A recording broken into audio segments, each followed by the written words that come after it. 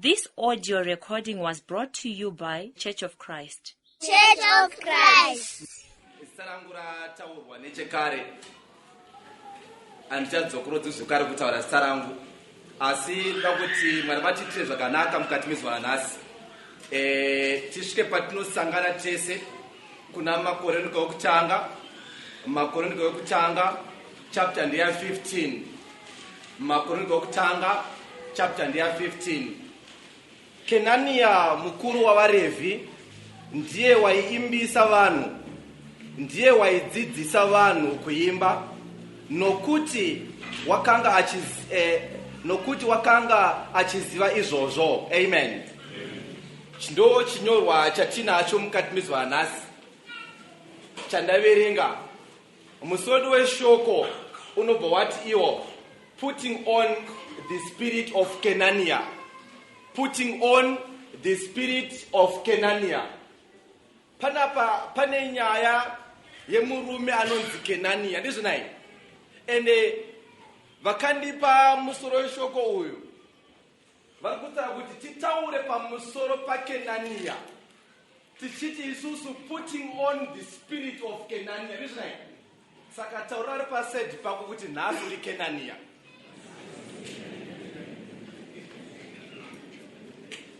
Zvinoitika mukati meupenyu hwedu tichinge tabata chinyorwa tamboudzwa neshoko raMwari kuti akanga ari mukuru wavaRevhi waidzidzisa vanhu kuimba nekuti waiziva izvozvo. Amen.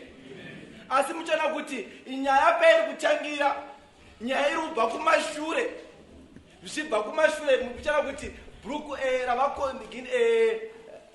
ramakoronike harisi bhuku rakanyorwa zvinhu zvitsva, ibhuku rakadzokorodzwa zvinhu zvakanga zvambenge zvanyorwa kuna Samuel wekutanga, Samuel wechipiri naKings naSecond Kings. Asi chapter ya15 yandapiwa ichapter iri kunzi ine macritical notes namuzvinafundo. Ichapter vari kutaura kuti pane zvimwe zvinhu zvitsva zvakaonekwa nemunyori webhuku iyi kuti zvaifanike zviripo kuti vanhu vadzidze mukati mezwa nhasi. Amen. Ndinoda kuti ndibate musoro weshoko, ndichabata muchidimba, ndichazonyanyopinde zvakanyanyisisa panhoroondo. Muchaona kuti mazwi ari kushandiswa panapa pane mazwi ekutanga ekuti putting on. Izwi iroro rekuti putting on ari maviri, mazwi echiito zvinoda kuti muchirungu kuti it's a verb, ndizvo nai. Saka zvinoda kuti patiri kuti put on zvaakuchireva kuti imi makashama, ndizvo nai. Nekuti handingakwanise kuti baba mandebvu pfeka imi makapfeka, ndizvo nai. Ukaona uri mukadzi wemunhu uchinzisimira iziva kuti unoda sei. Hatitaure madzimai, ndizvo nai.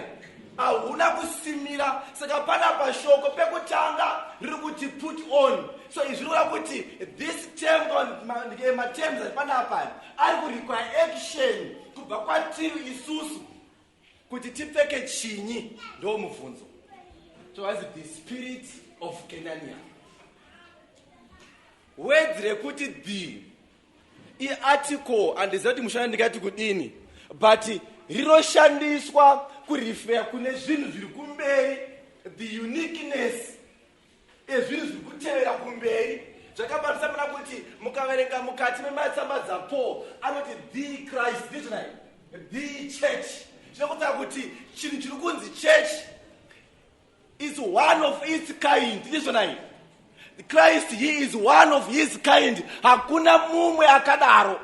Panapa taakutaura kuti isusu putting on the spirit of Kenania. Zita rekuti Kenania izita rechiHebheru. Vanotaura vachiti kubva kune inonzi Abarim Publication Biblical Dictionary. As the name Kenania consists of two elements. Vari kuti ivo izwi rekuti Kenania izwi rimwe chete asi rine mazita maviri. Muchaona kuti rine rimwe zita rekutanga rake Kenania asi richishandiswa as a verb. Zita rekuti Kenania muchiGreek, muchiHebrew riri kushandiswa kunzi Kenan, riri a verb rinoreva yokuti to be famed or established. Then chechipiri riri kubva pazita rekuti Mekona, and it denotes a base or a pedestal, and it describes some fixed or established places. Chechi 2 rakatakura zita raJehovha. Rega ndisiye pamwe pacho, asi pariri kutaura muchava kuti Kenania, Kenani ari kudescribe chiito chani chaMwari. Zviri kunzi the Lord has established, kao the Lord is fame. Mwari havatsukunyuke, ende zvese zvichiitwa izvi zviri kunzi the name suggests the unchangeableness of God towards his people. Saka kuti zita ikatiritarisa harisingori zita chete, rine zvariri kureva pazviri, zvariri kutaura pachitenga zvake sadunga munhu, rozotaura pamusoro paMwari ari pamusoro pemunhu wese, ende raakuratidza zviri muna Mwari mavari towards his own people. Hallelujah. So patiri kunzwa kunzi putting on the spirit of Kenania, kuti tinzwisise kuti zviri kuda kumboreva kuti kudini. Chekutanga mubvunzo mukuru unoti nemhaka yei, why are we saying putting on the spirit of Kenania? Why are we saying putting on the spirit of Kenania? Point number 1, because we must be motivated to serve God. Hallelujah. Panapa tikuona kuti isusu murume uyu ane zvinhu zvaaita zvaaiziva. Ndofara version yechirungu pakupesa zvanzi aitungamirira mumhanzi because he was skillful. Mukaona mukomana wechidizwa nzaa ndakazoita skillful, zvoti pane kamutambo kaakaita kasingaitike zvirai. Saka zvinova kuti kudini, panapa Kenania ainzwisisa mararamiro ake nemaitiro ake. Munoona inini ndakadzidza chinhu 1 kuti kana ukaona pakanyorwa zita mukati meshoko raMwari harina kungoiswa chete. Kana paine gomo rakaidentify rikatsaurwa zita raro harina kungoiswa bedzi nje, pane zvazvakaisirwa kuti isusu tidzidze. Amen. Panapa zviri kunzi number 1 kuti tinoba timotivate kuti tisevhe Mwari kuburikidza nemararamiro aakaita. Kana tane zvemweya wake, handisi kuti hande tinouka, ndizvonai, handisi kuti hande tinobata mishonga, but zvinhu zviri kutaurwa kuti isusu ngatiimitetei upenyu hwake, ngatitoredzerei mararamiro ake akanaka ekuti azonzi uyu munhu asvika apa. Let us put on the spirit of Kenania.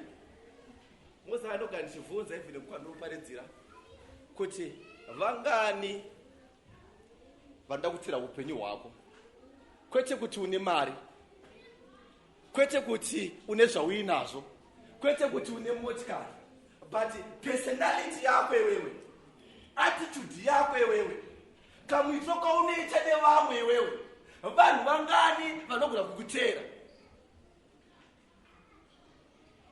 Vamwe wacho muchaona kuti even mudzimai wako chaiye chandaka kukutiza, ndizvonai, vanhu vanotanga kukuramba nekuda kwemaitiro ako nemararamiro ako. Chapozi tine kamwe kahunhu kasiri iko. Ndasema kuti mangwanani ano tiri kuti putting on the spirit of Kenania. Ngatipfekei mweya wakanga uina Kenania, mweya wekuda Mwari, mweya wekumuziva zvine udzamu. Pane dambudziko riripo rakanga raitika panapa. Tikadzokera kumashure muchaona kuti pane nhau yekutransporta areka yaMwari. Areka yaMwari yakatorwa nemaPhilistines. Mukazoringa 1 Samuel chapter 4 verse 11 and 17. 1 Samuel chapter 4 verse 11 and 17. MaPhilistines atora areka yaMwari vakanogara nayo madzimambo ese akatanga kurohwa nemamota, vose vakaita mamota, vakachinjira vachitenderedzana. For 7 months areka yaipisa. Amen. Zvinhu zvaMwari hazvo zvokuti adambe nazvo. Rega ndikutaurei. Areka yaida kugara, yakagara. Areka mvura yazvisa kune imwe nzvimbo. Tikazoverenga kuna 1 Samuel zvakare chapter 6 verse number 1 and 19, muchaona kuti paBeti Shemeshi varume vagamuchira areka yaurira mukati menzvimbo yavo. Zvinonzi pane varume vanosvika 50,070 vakaenda vakanodongorera zvanga zvimo mukati, vese vakarura wana Mwari. Munoona kuti kudini zvatangira kune vapamba Israel, vakavatorera chavanoti ndo Mwari wavo. Ende mukazoverenga nhoroondo, zvinonzi pakagadzikwa areka yaMwari yakagadzikwa pasaidhi nechimwari chavo chainzi Dhagoni. Asi makuseri ega ega vaiona Dhagoni akadonha nefesi ari patsoka dzeareka. Zvinova kuti Dhagoni chainzi naMwari hachisi chimwari, he must bow to me. Nekuti pairedzwa kuti inini I am the only God naJehovha. Asi havana kuzvinzwisisa for several days kusvika Mwari avarohwa nemamota. Panapa varume vepaBeti Shemeni 50,070 vakasvika pakufa vese. Dakuti muone nhoroondo kufa kuweruta vanhu. Nekuda kutadza basa kubata basa raMwari zvakasei zvakanaka. Tinodherera basa raMwari. Zvadaro zvino kupenda ipapo. Muchaona kuti areka yafamba kune murume anonzi Uza. Ndizvonai. Uza yanga yakasiri mhosva yake. Moses akazviita pache zvake, akatora varume maleaders, akatora vamwe vatungamiriri, akatorawo sangano rese. Pakutaura kwazvo zvinonzi Moses akazviita in a highly democratic way. Ndizvonai. But vachizviita nekuda kwavo nekuziva kwavo.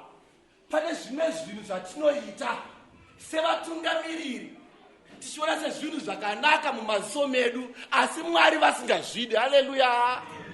Moses akazviita zvinonzi in a highly democratic way. Zvinoda kuti vakagara pasi akati aona hongu ini ndogara ndiri mutungamiriri, but chindiudzero kana kama toita sei vana machengeti anazimu tobatana papa nababa. Handi tovhunza saka todini andika.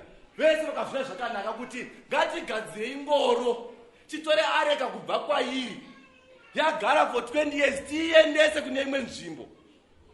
But on their way chinhu chavakakanganisa, vakatadza kuziva the importance of priests and Levites, their position and their role pabasa rekuibata zvinhu zvaMwari. Saka zvinoda kuti mukati meimba yaMwari ngatisaitei mamhuza nezvinhu zvese zvese. Ndizvonai. Ona inini ndogara ndichishamisika. Munhu akatuma kuti achaire kuchechi. Ndizvonai. Amira kuzoita makuhwa mukati this building. Mabasika. Aneza makuhwa pai building nei. Vanogotaura vanhu. But chavari kuita havasi kuziva kuti they are giving service kuna Mwari, but still they are defining themselves vari pamberi paMwari. Ndakuti ndibate chinhu ichi. Handisi kuti Mwari anogara muno muche. Ndizvonai. Ndibatisei. Ndikurifera kune Ark. Areka, it was a symbol ye divine presence yaMwari pakati paIsrael. Ndizvonai. Ndasabona kuti Mwari akasire kuti itambwe nayo. Nekuti asati vanhu vakaijairira vakaidherera vachasvika pakudhirirawo inini havachatiterere. Ndasabona kuti Uza achifamba ari pasi padhiri pengoro, areka yakuda kudonha akada kunoigamu. Hakuna anobata Mwari nemaoko. Ndizvonai. Hakuna anobata Mwari nemaoko. Hakuna anoita mamhuza naMwari. Hakuna anoita mamhuza zvinhu zvaMwari zvipamberi apa. Hama dzadiwa, kana muchiri kurangarira, pane varume vakatuka, mayouth akatuka Elisha. Zvikanzi nyamanza kwira, nyamanza dzika. Ndizvonai. Vaita sei vachimuwanzira. Zvinonzi Mwari wakatsamwa akatumira maperekadzi vakaparadzwa vese. Kuti munzise kuti zvinhu zvaMwari ngazvirambe zviri sacred. Zvinhu zvaMwari ngazvipuwe value yazvo. No matter kuti wale 40 years, no matter kuti wale 20 years uri muchechi, usazvidze kuita kwaMwari. Nekuti you are nothing before God. You are nothing before God. Can you imagine the 50,070 varume? Mekuti mukomiti maka mune shirikadzi 50,070. Mukomiti maka mune nhamo 50,070. One location. Aiviga mwe ndiani? Aiputa masodzi mwe ndiani? Chavakaita havana kubata. Shoko ramazonzi vakangodongorera badzi. Maybe they were taking turns. Isn't it? Yaone kushamenge musoro nokana chini. But chakavauraya is disobedience. Saka atikwanise kuoffer service without obedience. Hallelujah. Tukubatisana. Hati offer worship kuna Mwari kuoffer service na Mwari. Chatinoteka kwana without obedience. Kana Mwari vakati ndiona matware musi weSunday. Ndopa muno medura chingwa. Ngatiteisa izvozvo. Kana Mwari vakati basa rotungamirirwa nemadzimai ngaatungamira. Kana Mwari vakati varume ngavatungamira. Nometa kuti mainhingi vanotaura kudarika inini. Izvozvo Mwari havazozvida. Kuona kwedu sevanhu. Isaiah bata achiti mafungiro angu hasi mafungiro enyu. Kamuitiro kangu hakasi kamuitiro kako. Saka mutaura kuti problem inouya kune vanhu vanogara mukati mesangano vasingagone kana vasingazive zvinhu zvinoitwa neshoko raMwari. Pamwe pacho hatinzwisise kuita kwani kwaMwari. Pamwe pacho hatizivewo zvatinofanira kuita mukati memba yaMwari. Ngakuti nditaure chinhu ichi. Pane mumwe murume anonzi Walter Brueggemann akati God is just as interested in the process as he is in the end result. Hanzi Mwari vari interested mu process yekuitwa kwechinhu sekuva interested kwavari pakuguma kwazvo. Ndizvo. Saka pawakutanga rwendo rwechikristu usafunga kuti uchambobata zvimwe wozongonopedza.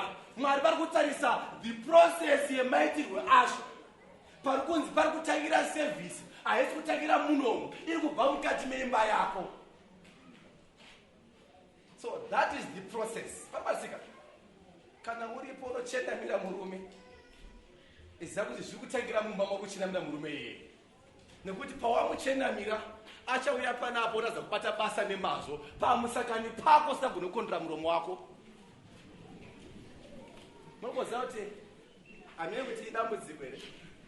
Tovafidha ndizvo nai vari maslender andi obva vaita masidhudla ana mafeshefeshe vaita anasidhudla tovatengera makeup nemalashes, but at the end of the day oshaidira futi iwewe. How do you feel? Ofana naone baba ndikina baba yokunextdoor nepachitomuchiva kuti adende ngaitoriwo nayewo iwo ndiwe murume wacho. So at the end of the day chinhu chiri kuitika iwewe wakukanganisa order yaGenesis. Hallelujah. Order yaGenesis totaura kuti iwewe kana uri mukadzi sepasi pemurume wako ndopakutangira basa raMwari.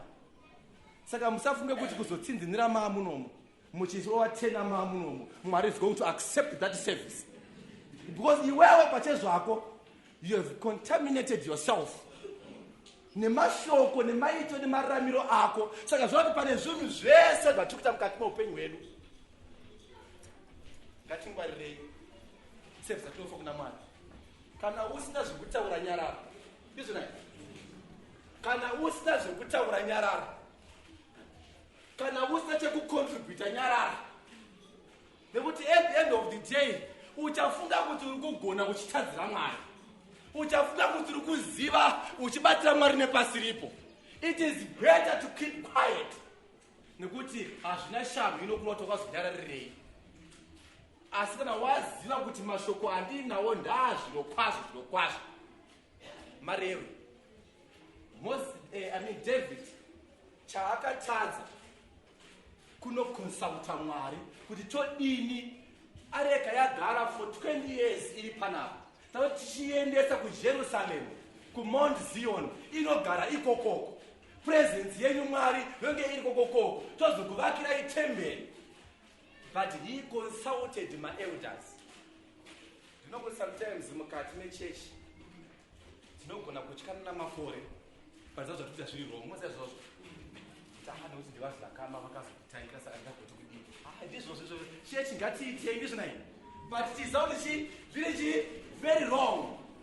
Saka at the end of the day tikuda kuti isusu chinotariswa naMwari haisi age yevanhu, haisi social status yemunhu, haisi rank yaanayo, but mwaza kuti zvamuri kuita ndozvandakataura here. Haleluya. Tatipatauri muzive kuti basa raMwari hatisi kutamba naro. Basa raMwari hatisi kutamba naro. Chapter 15 iri kutaura the importance, underline word kuti importance izvonai of priests and Levites. Zvava kuti kana pakati penyu pane vaRevhi havana ngozvarudza vega, kune someone ari pamusoro akavaisa. Kana kuchechi kwenyu kune vafundisi, kana kuchechi kwenyu kune maereta, kana kuchechi kwenyu kune madhikoni, kune akavagadza. Haleluya. Chero kaita mari kudarika mhei muereta ndizonai usafunga kuti vava pasi pako parabasika, nekuti hausiri wakamusarudza mune iye, hausiri wakamuisa mweya kuti atungamirire sangano. Hatina matyira nezvinhu zvaMwari nekuti hatizive udzamu hwazvo. Ndizvonai ndine mufananidzo wada kuti ndipe chakumbira mufundisi Makunike namufundisi Muzambi mundipirewo vanhu zviri mukapi momomo. Ndichakumbira kuti munhu atsore 1-1, only 1. Amwe ane mbayo ndizvonai, amweni ane mbayo anobvatosara nemurume wake nevana nekamuzukuru kangu karipi. Aiwa tatitora ichi 1-1 ndizvonai. Tisaite mbayo, tisatorere ana andika tora 1 base, only 1, only 1. Chakumboti timwe kapende kumashure vatore vava vavo zvinenge zvatoringana. Chakumboti vose vakabata ndizvonai mutambanudzo roko rwese zvizvi. Da kuti tione tinzwisise ndizvonai tikwanise kurealize something chinofanira kunge chiri patiri nematiri, because kana mwana ukangomushandura, kana mwana ukangomuchinja mbatya ukasamuudza kuti pawakunochinotamira kwakasakarurama anongodzokera futi izvonai. Asamuna kuti vabereki muita problem nevana vedu vemazuva ano. Anotenga mabhuruku aya akarediwa svika pakati panapa andika rakaiswa munomo obva waripisa tisobva muti chinotenga futi rimwe trousi anonotenga ripi ndisepe izvonai nekuti iwewe korekta zvinhu zviri mauri. Right, maita basa wafundisi. Ndichakumbira kuti vese wapiwa tidaiswa ndizvonai chii chatakabata. Ndichakumbira amai mati kuti handitsange chibage pano amwako kunoko handitsange chibage pano mwapiwa kumashuroko haisi tsange chibage, haisi tsange chibage ndo andiwira nemi. Chinhu chakabatwa naamai ava matons and tons and tons ezvibage ndizvonai. Why ndikudaro tikadyara chinhu ichi andika tinoti this is potential ndizvonai. Chinhu ichi hachisati chava zvacho panonge chiri. Saka isusu the same it applies. Tinozviona sechimwe chinhu chisingareve chinhu kana tiri panapa. Papa kuti isusu we must realize our full potential as Christians. Nasabona kuti tine vanhu vari stagnant, tine vanhu vari idle nekuti avanzwisise potential yavainayo, avanzwisise potential ine church yavanonamata, avanzwisise full potential ina Mwari wavanonamata. Ukadyara tsanga iyi ukaiisa muvhu inogurisa muguri izvona. Kana ukaisa fertilizer kanaka inogurisa muguru miviri. Pamuguru miviri pakubuda tsanga zosvika na 100 kana 200. Ukadyara tsanga 200 dzakuchiburitsa maybe 5 or 10 bags. Izvona. 10 bags ukadzidyara wakuzadza GMB.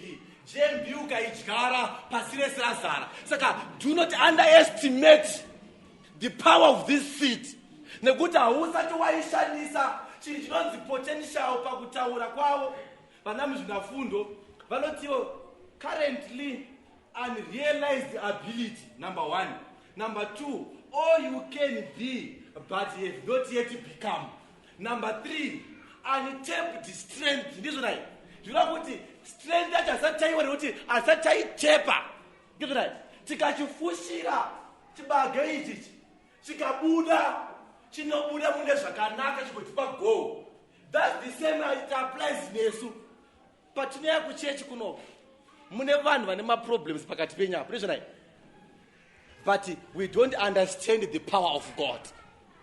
Hatizive kuti isusu we are sufficient. Ndizvo hatileke anything tiri muna Mwari. Hapana chatinoshaya but isusu tinobvisira malimitations. Tisi tinozvipa muganhu pachazvinotega.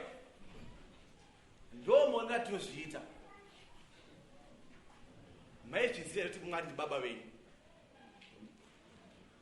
Maizviziva kuti Mwari angona kukupai zvese sokuti akwanza mukati meshoko rake zvikakuringana nemukashape kuzviisa. Maiziva kuti Mwari angona kukupai health. But patinoenda kuna Mwari tinenge tiri double minded.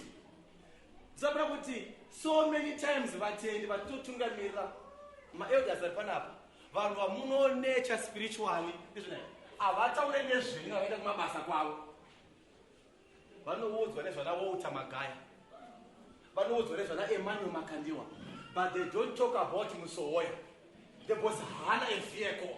Ndizvo hana baskoro, hana bhara kana vhiri repema asati aritenga. Ndizvo saka haakwanisi kutarisa zvamuri kuti chaari kutarisa iwe, he or she is comparing you neumwe munhu ari kuita zvimwe zvinhu zvichiita kunge zviri highly democratic but zviri kunze kwemurayiro waMwari. Munhu wawakaiswa naMwari abva akuita forsake like David. He forsake mapriests and the Levites. Ende mutava kuti kubva kuna Samuel mukaverenga 1 Chronicles chapter 13 verse number 1 zvidzika pakuya kweareka mapriests ahambovhoisi kuti isu toda basa titakure basa ibasa redu. Havatarodaro havangotipe basa redu. Izvo so many zvoitika mukati mechechi. Mamembers munodzikisira vafundisi, munodzikisira maelders. Vafundisi vaita chi naro nini. Ndizvo zvikanzi pakudiwa gosta rekwamufundisi dzimwe hama dzinosumudza ruoko isichabvisa machisi. Ndizvo can you imagine unobvisa machisi ndinobhara nechikwenya chii ndinobika nemachisi umwe munhu atosumudza ruoko amai vakasvika indichabvisa masambo ehupfu. Can you imagine zvinoita zvazvo? Saka kuti just because the value yauri kupa munhu hausati waona potential yake, nekuti munhu iyeye ari kuzidza Mwari ndo wandakaisa. No matter kuti akashoreka sei, no matter kuti wahumude, but ndo aripo. Hallelujah. Jesus Christ paakauya haana kudiwa nevanhu. Izvo asi Mwari haana kumuchinja. Akati iyeye mwana wakarpenta anogadzira macheya amunogara mumba menyu, anogadzira mubhedha amunogara mumba menyu, ndiye achaita your savior. I'm going to redeem you kubudikidza naiye. Saka usafunge kuti salvation yako iwewe iri kunze. Enda unowapa chikwama chako, handitivatsare mazita unoziva ndovaunopa iwewe. Enda kumapostori asama kuti tikatora masande siku yesara pa tikawafugura hembe vana vane mabhatani netutambo muchiunomo. Tombonopika random lipanza apo kuti kuya kuno 5 6 7 8 kuti mai vake ndiyani mwana uyu. Tokuna kuti simba yacho tinaro. We have that authority. We have that biblical authority kuti zviite. Tichidambure, but it is up to you to decide whom you want to serve. That's what kuti isusu putting on the spirit of Kenaina. Hamadikani. Amwadikana. It shows kuti tine basa hombe. And pari putting on. Asikunzi go and put them on. Personally, this it calls for an individual. Andika, kuti uzvite evaluate yourself. Wozvionesesa, wozvitsa kuti inini nepapa ndiri kuposha, nepapa ndiri kukanganwa, nepapa ndiri kuregerera, nepapa ndiri kubara zvinyekenyeke. Wochija, wopfeka mweya wakanga uina Kenania. Amwadikani. Pane zvinotitadzisa nedzimwe nzvimbo kuti approach leaders edu. Pana toti mental barriers izvona. Wakangouya ukambonzwa muchechi kuti haasati ende kwaelder isusu, atiri kwamufundisi isusu, atoko zvinamatira mudzimba izvona. Iwewo pfungwa dzangu dzangokuudza kuti kana kwamaifundisa ndese handiendi izvona. Chero ukava kuti uyai kumba ndakafunga ndendi ngomusi wemanje, hauvaoni. Vangaranaya kumba kwenyu pawiki. Vangaranaya kumba kwenyu pawiki. Vangaranaya kumba kwenyu pawiki. Memaro ndivangaranaya pawiki. Vangaranaya kumba kwenyu pawiki. Vakuponera kuti vanhu vava vavo. Panapa pakaimbwa panapa ndizvona. Apa uekana vanhu 10 or 15. Saka muri kuenda kupi? It shows us kuti it is clear, Christ clear kuti you have your own God. Kuna kumukuya kufondikini kuzongozorodza madara kuti andika vamwe vedu hatichazima followers, but we have now become fans. Ndizvona mafans anoenda kwese kuenda bhora. Samuna kuti bhora kanziri kuBritain panotsvaga chikwara chechi chinoimbira chibhora nemadzibaba nekane madumbu aya akanyorwa maflag eZimbabwe, dumbu chiri ndizvona vachitamba, asi kumba kwake haatambire mhuri yake, ndizvona haatambe nemukazi wake, asi vanononyorwa vagonotamba zvavanotambe kokoko.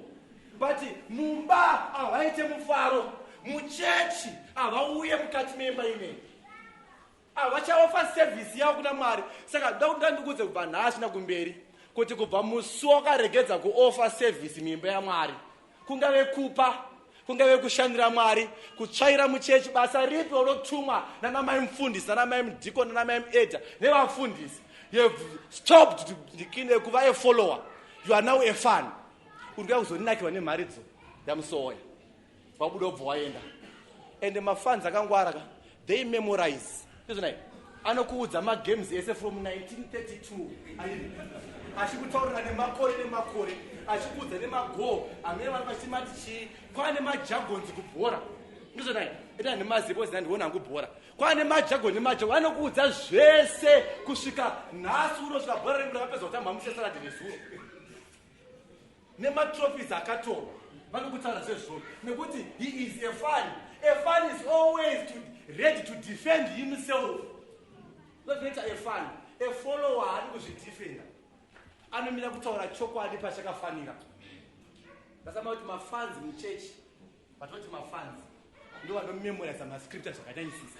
Tati vhurai bhaibheri, anosvika panapa namedhi adomira kuti asakuti akaufa nekuti iye ndo zvaari, he or she ari kuedza kuda kuzvivanza zvinhu zvaainazvo.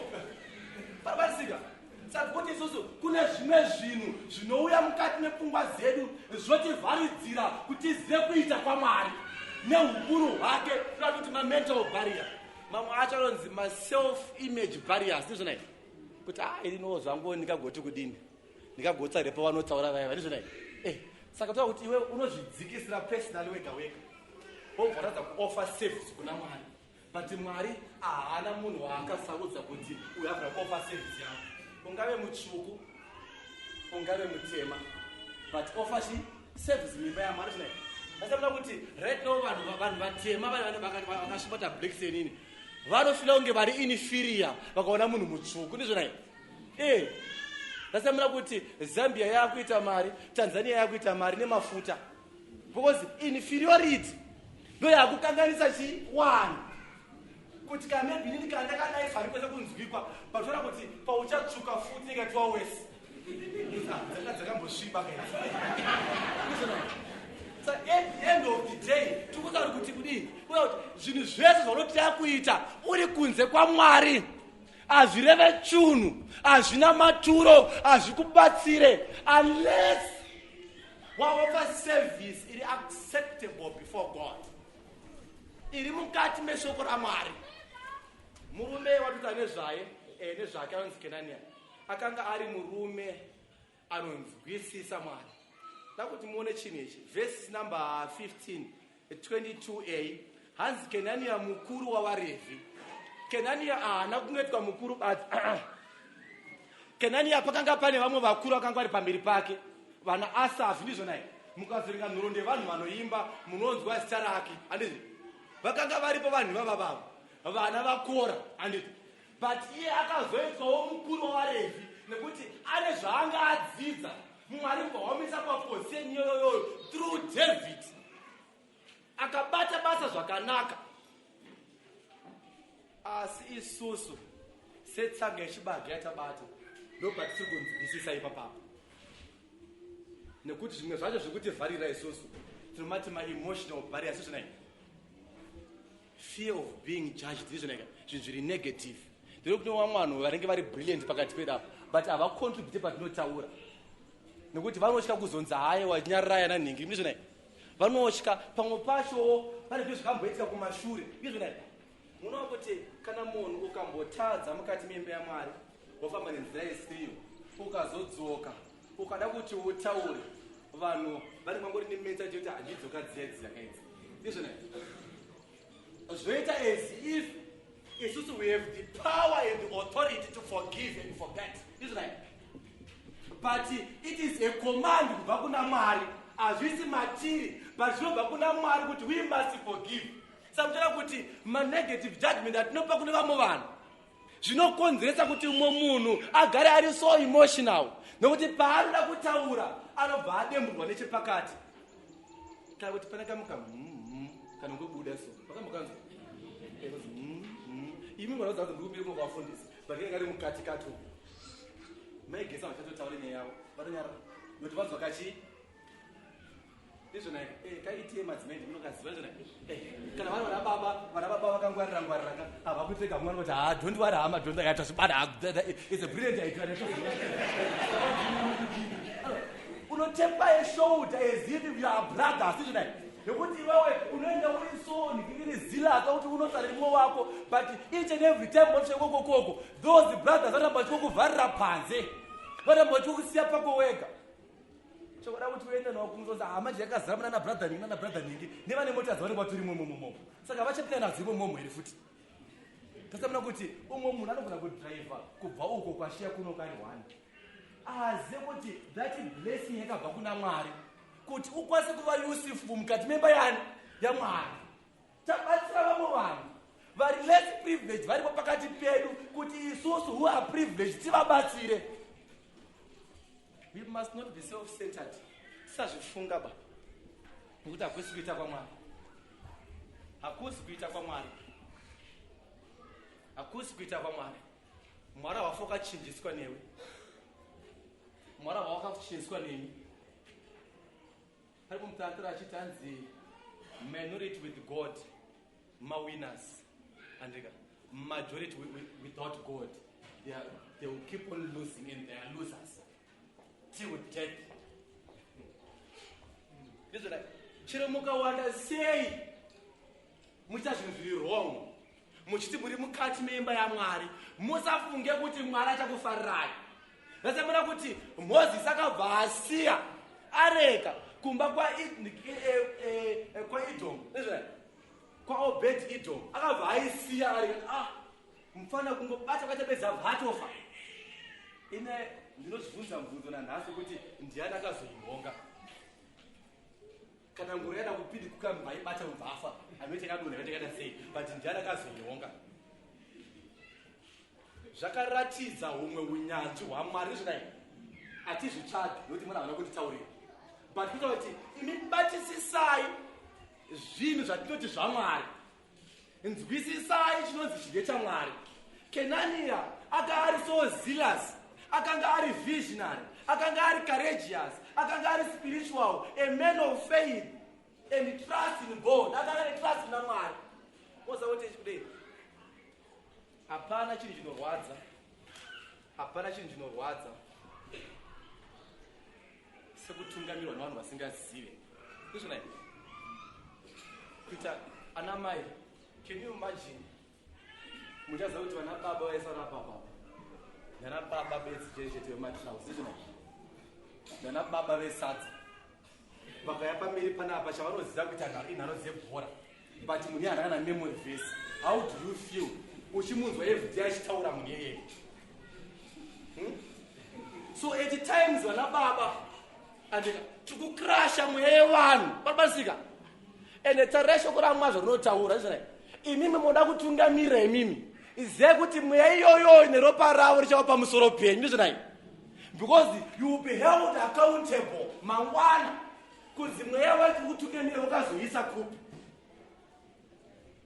Saka kana uchiita zvinhu zvakaipa, kana Mwari vakanyarara usakuti vari kufara. Mwari haisi shamwari yako. Only Abraham akanzi shamwari nani? naMwari zvona kwete isusu.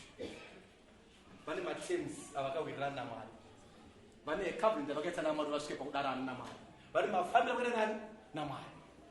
Saka ndikuti isusu pachezvedu hama dzadiwa tiri kuda varume vanoverenga shoko raMwari, tikuda varume vanonzwisisa, varume vanogona kunzvera, varume vanobata zvinyorwa, varume vanoverenga, vanonamata. Do you know the times you can feel kuti vanamata zvavo but hapana kwazvomboenda izvozvo. Nekuti chinhu chinoofa nemunhu ane tsvina chinooneka. Unonzwa kukakama kwaasida kuchikuda pamunamato, unonzwa repetition of words, ndizvona zviri unnecessary. Uboza kuti apa dolo lapa dzanga dziri kumagame, dzanga dziri kumasmall houses, dzaisvuta forgeries, dzaimwa dovets. Chero ukawanda mufundisi wako, chero ukawanda mamwe madzimai yako, but Mwari vari kukuona. Mwari chandovadira Mwari vanoita zvinhu zvavo chinyarire, vanobvisa chiedza chavakaisa pauri vesa pasaiti, wofamba wakadaro. Vamwe wedu tiri ma-empty vessels, hatisisina chinhu, vasema kuti tine nharo stereke, nekuti hauna chanesi chiri mukati mako. Kenani anga asina kudaro, Kenani anga ari munhu anonzwisisa, anga ari leader ane vision. Kuti tikuda vana mai vanotungamirira vane muono, tikuda vana baba vane muono, hatisi kuda ma-clueless leaders, hatisi kuda ma-blind leaders, hatisi kuda vanhu edzino 80 times kune vamwe vanhu vanotongouya zvavo kuchechi, but vongogara zvavo kana panenge vagaita zvanenge vachiita. Chechi yapirovhaina zvona haimbe, hahape, hapana chaanoita, haana any participation yaanoita kuchechi. Ukamuti kuda kuti kuitwe basa, ndizvona anoudza kuti ndiri busy, ndizvona basa chake akawandisa hama, chiti paive mari yacho hakuna mari inouya futi, andi ndikina ambya vakazorwara zviri serious. Saka vakanamatirwa nani hama? Ndobvunza kuti tivhunze ndizvona kuti vakanamatirwa nani? Adzimai pavairwara vakanamatirwa nani? Because that's the duty yevanhu vakaiswa pakati pedu. Saka Kenania haana kupikisa David paakataura, akaziva kuti ndoo dzazvinenge dzichifambwa, and as a man of faith zvinonzi anokumbira munamato kuti ndibatisei basa mune zvakanaka, zvinogamuchirika, zvinobatisisika. Amuwadikani kuti tiverenge Ephesians chapter 2 verse number 10. Tozoverenga zvakare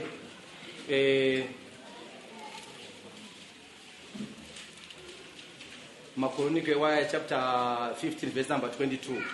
Ephesians chapter 2 verse number 10. Hanzi nokuti tiri basa rake, takasikwa kuti muna Kristu Jesu tiite mabasa akanaka akagadzirwa kare naMwari kuti tifambe maari. Amen. Hanzi isusu tiri basa rake, ndizvona. Saka kana akatotioka, kana akatitarisa Mwari ari kuona maproducts ake, ndizvona. Vanhu vaakaisa paground, vanhu vafanira vachimupa service yaanoda sekutaura kwaakaita iye.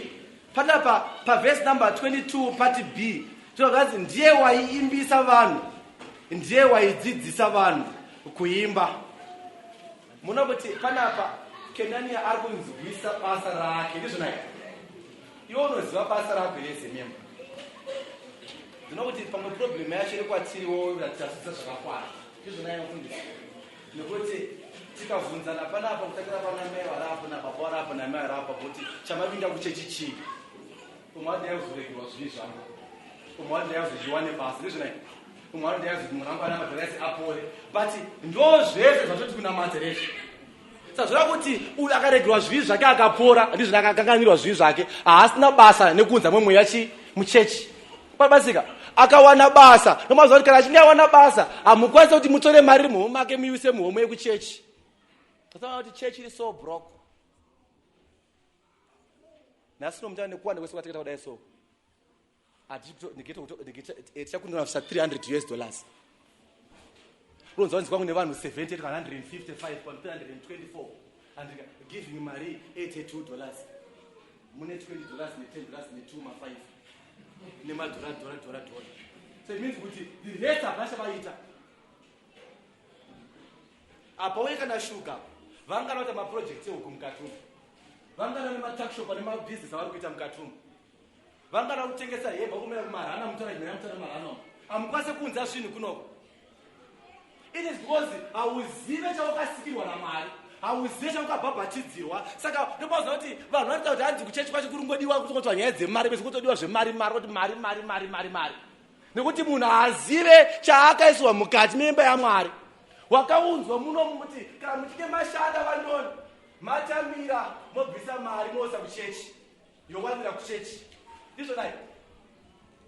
Haleluya. Zvino mukandivenga mukasaniseka asi mukuzvinzwa tikuida mari yoyo maprojects amuri kuite waya ukizodzike dzabuna ukidzodzo ngadziwe kuno imwe yedyiwa namufundisi wawana maropafadzo but iwewo chaunotanga kutarisa unotanga kuona mai mufundisi vachikanga vachiisawo nikitunikeedzi Portuguese kari woti huku yamu igosika Portuguese kari.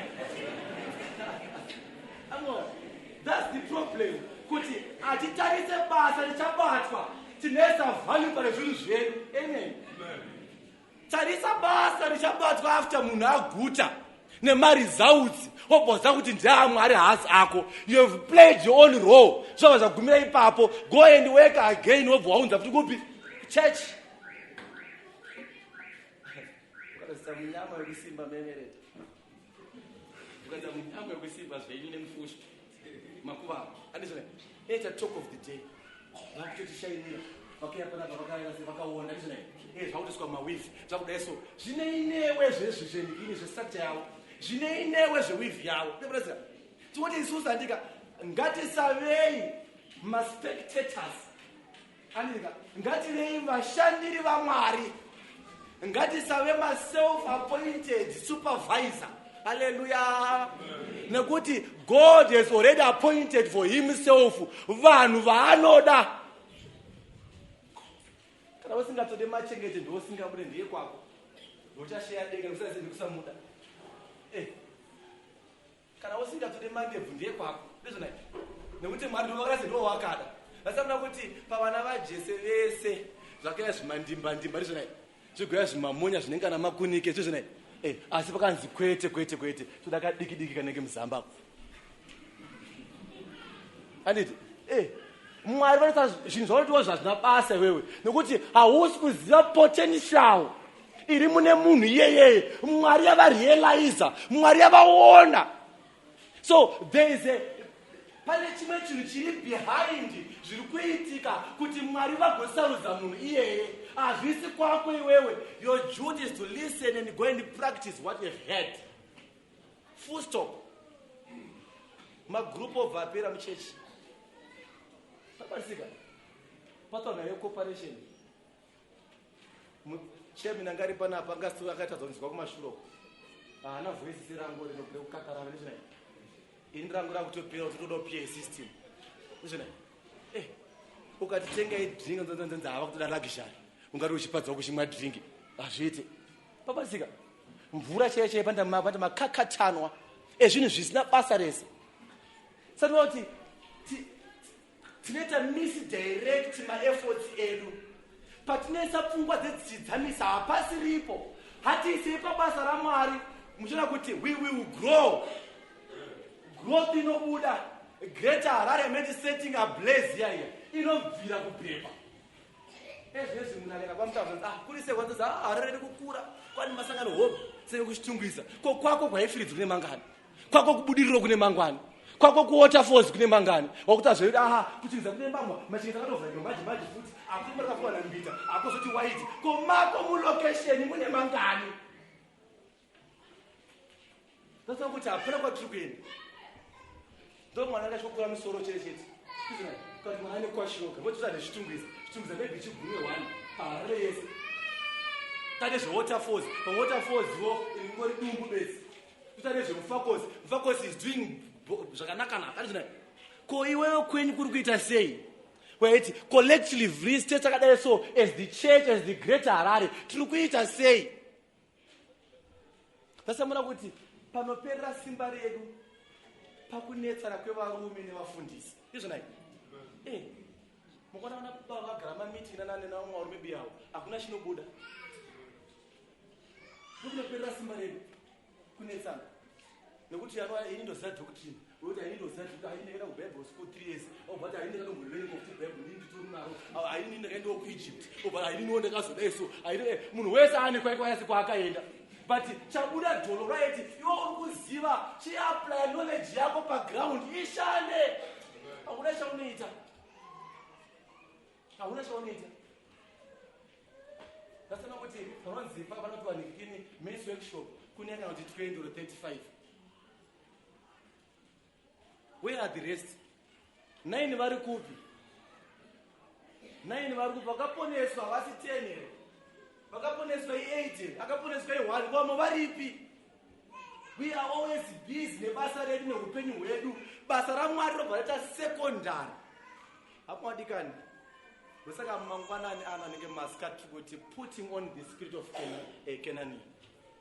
Kana ukaziva kupfeka mweya wakanga wera Kenani uchaziva kufamba muimba yaMwari mune zvakanaka. Kana ukaziva basa rechechi nebasa rako muimbisi paanoimbisa uchasumuka uchienda kumberi uchizokumbira kuna Mwari. Pakati pedu tine vane matambudziko akasiyana siyana ndizvona tine vane urwere tine vana vane ndurira njejedzi vane zvona vana nyanya nhubu vasingachateereri tine mamejizi aligini pakona pekuda kutobreka ndizvona varipo kuzviziva pamurume wako auye panapa achidhamba ada kunamatirwa nevanhu vamakapiwa naMwari. Saka pazvinonzi uyai kunoku kumbirai munamato kana wada counseling enda Nicodemus andokumbirawo munamato nedambudziko rekuti but so many times vamwe vakazibati aina handiende kwamufundisi kwacho nokuti handiti chakwanona maimufundisi. That's the protocol. Enda ikoko kuna maimufundisi enda noona maitenda upenyu usakurasika naro kuna atenda upenyu ndizvo nai vasanangure dambudziko rako rauri kusangana naro enda nekokoko imwana baba endayo nekuna vafundisi muvaudza nometa kuti mudiki kana kuti muhombe kana kuti wakura mutaurire kuti zviri maari zvaakapiwa naMwari ndozvinokuponesa. Mari yangu isina kuponesa ini ndizvo nai chendikata mashopi chendikata mabhizinesi chendikata mari kana ndiri unfaithful before God chendikana munamato rine majagoni ndizvo nai munamato negrama rakakura sei ahofu wakasevhwa naMwari. Haleluya. Chinokusevhai kuna Mwari ndechekuti tiri kuita zvinodiwa neshoko raMwari here. Hamuwadikani ngatibvisei tsvina yatinayo hatibvisei mweya una diotrofesi usingade vamwe mukati mechechi ndizvo nai mweya wekuzvidzana mweya wekutarisirana pasi tigone kuda Mwari nekude kuda Musi zvatikwanisa kuita zvakanga matiri tichiita.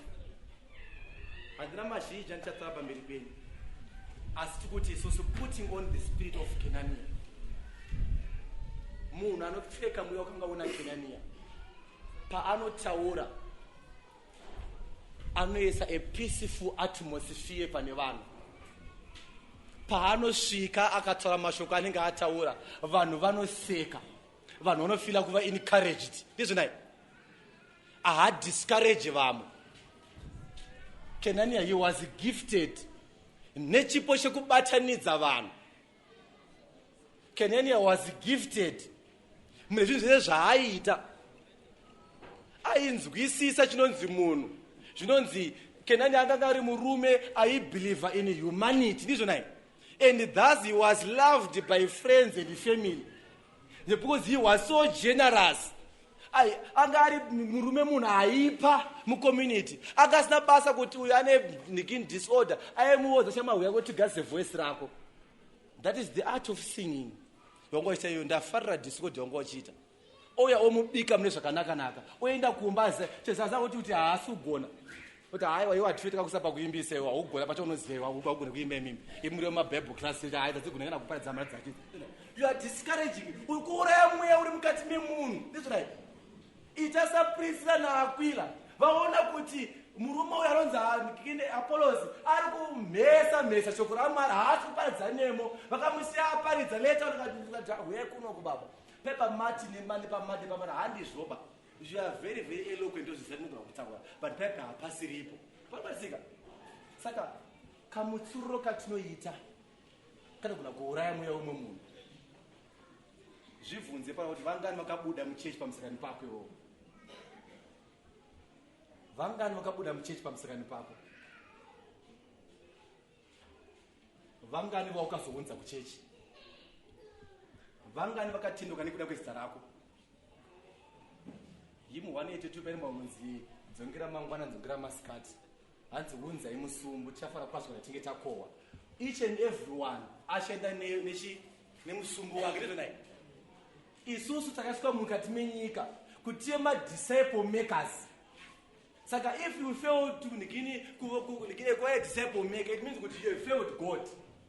Hallelujah. You have failed God. Kana usina munhu wakatendeutsa mukati mechechi uchiunza muno. Pangave paSunningdale, kungave kuHarare, kungave kuchitungwiza. Ziva kuti you have failed God. Nekuti that's the hub of the church, the Great Commission. Is right. Ndochi chinopusha chechi. Ndochi chechi sei ifambe. Izvozvo tiri madisciple totofamba chiparidza. Ndinoona Kenani apa akapuwa basa rekuimbisa achitungamirira. Shoko raMwari rabhuya kuti he was skillful. Ndizvo nai. Zvira kuti akanga aine unyanzvi hwaaita, aifarira basa rake. Zvinonzi enda muzvina fundo, akaita basa iri nemwoyo wakaputsika. Aine mufaro kwose nge uchitsanangurwa pakati. Zvinoita kuti vamwe maprista asafamba kumashure kwake vachiimba. Izvo raMwari rabhuya kuti hanzi pane word rechihebheru indikire kuti aumoto. Zvinonzi pakanga paine mhandara dzaisumudza mavoisi manyoro vachishaura vakataura vachiimba zvakanakisisa. Kenania achiri pamberi achivatungamirira munziyo. Hamuwadikana. Pawauya mukati memba ine waya kuzoita sei? Waya kuzooffer service yakaita sei? Mari yawauya kuzopa yakaita sei? Wabuda waronge rekavanhu uchazvingira panapa. Mbanda kuti handizive kuti tikasvitsa 500 voisi tikaenda kubva apa kunobata kunodzoka apa. Handizive kuti tiri vangani, but munhu wese akabvisa $2 kusvika apa. Mari inoita times 2 namberi munomu. Ndizvo nai. Mabundles unojusa $4 $5 aurwadziwe, but unonzwa pain isingaite. Unorwadziwa. Ndasemona kuti vanhu vachinetsana mukati memafamilies. Zvikanzi murora haaite. Chicho chisingaite nemama pamurora. Chisingaite chini yana mai. Kunyima sadza ndizvo naika. Noti mari vachibhati sadza pakure kana vamwene vachinge vauya. Ndasemona kuti pane bhato pakati penhau yemurora naamwene isina natezo raiveka radlakama tinowirirana. Bosi varume takabvuma kudyiwa kudzaradzaresa. Ndizvo nai. Tinonzi mukwasha muchi and aupenda sei vana amenini vana vani vachikotidyiwa nekusaidi chitongopurisa haka mainini kangu aka andirika anatsano kondipiwa handitsanozi kuti kagoti kudizvo nai. But kana munhu wechikadzi haibudi haabiki hapakuri potosvika pakuibva egose papapapa. Ndasemona kuti anonzi muroyi ndiamai vako iwo murume. asi mai vake havasi muroyi. Kuholidza vana vane vambokumba kwa mai vake. Saka vangu nini imhosva tivachembera here. Mona kuchembera nowadays chimwe chinhu chinenge chakashoreka. Nekuti ukangoita old age wera marinkles ndizvona ganda rikaneta wamuroyi automatically. Watoone zvikwama. Wakutouraya mwana wese akaita miscarriage. Wakuwara. Ndizvona akutsikwe kwa mai vako. Nyaya yekutangira papi? Panhau yekupakurirana pa yepoto. Ndakamenzonzi havabike mukitchen imwe chete vanoti vapuwe abikiswa. Ayo chii chakashata pakubikirana? Hapana, patine yekuti muroora paanopakurawo anokandirawo machengete 2 zvidya 2 nemusana. Ati zvabvanzi chi nzondora nemutsipa. Kune kwakabviswa kaganda kakakapuwa mwana. Apa ndisekuru vangu varapa wasina mazino vanopuwa musipa vogoguruguda. Saka amai pavanendawo mukitchen mangwana vanonorowo mwana wavo nematunga bhozi mwana wavo. Saka panenge pane bhato iripo. Parega ndikutaurire ndishiti wemuroora uchiri kutsindira mukati mezvanhasi uri kuchemberawo mangwana uchava muroyi. Ndokwazviri kuenda nako ikoko. Kana ukataura amweni vako kuti muroyi iwe uri kuitawo muroyi futi. Saka zvinongopera ikori generation vakadzi vese vasvikavaita varoyi. Karorwa nhasi kanenge chiri kakanaka akazika muroyi. Kana angoti chembei mchana watova muroyi. Saka toda kuti zvinhu zvese izvozvozvo zviri kuuya nekuti hatinzwisise kuita kwaMwari. Hatinzwisise simba riri matiri. Hatinzwisise rudo rwatokapiwa naKristu. Riri unconditional. Kwete kunzi tanga wambondipa ichi ayewa kungonzi uye ndikude ndikupe zvese zvaunoda. Murume wako haasi kukuda semadhondo naKristu yauche. Unokuta 2 months zvikumbira mari yewivi. Lipstick chaiye kana wazotenga unokatongonya mavheji. Ukazonitenga nyama yonina kune sikero dzimwe dzaidziwa vanotenga $2 vasadzora pasaiti kuti ukazotenga lipstick. But Jesus kasataura kuti uya kwandiri ndikuitire zvese zvaunoda. Haleluya. Hamwadzadikani. Matambudziko atinawo ngatiinawo. Varuda mabasa huyai. Varuda kuti dzimba dzavo dzimire huyai muimbisi panoimbisa. Vada kutendeuka, there is room for you. Especially you, there is room kwamuri.